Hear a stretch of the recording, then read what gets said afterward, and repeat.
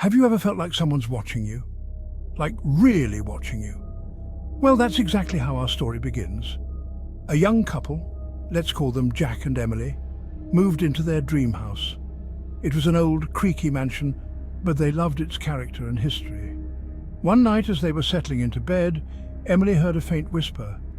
"Did you hear that?" she asked Jack, but he brushed it off as the wind. Emily couldn't shake the feeling. She felt eyes on her even when she was alone. The next day, Jack found a dusty old book in the attic. It was a diary written by a woman who lived there over a century ago. Her final entry was chilling. "They are always watching. Don't trust the walls." Jack and Emily laughed it off, thinking it was just a spooky story. But that night, Emily's fears returned. She woke up to the sound of footsteps, slow and deliberate, just outside their bedroom door. Jack, being the brave one, decided to investigate. He opened the door and nothing.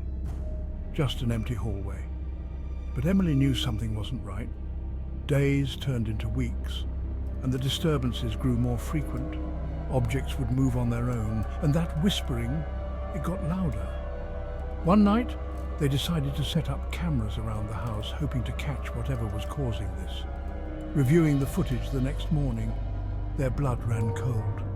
There were eyes in the walls, shadowy figures moving between rooms, always watching, always lurking. Desperate, they called in a paranormal investigator. He confirmed their worst fears. The house was haunted by spirits bound to it, forever watching its inhabitants. Jack and Emily couldn't take it anymore. They fled the house, leaving everything behind. Years later, the mansion still stands, abandoned and decaying.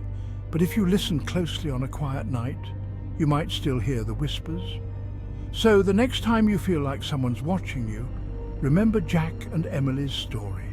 Sometimes the watchers are closer than you think. Thanks for tuning in, and sleep tight, if you can.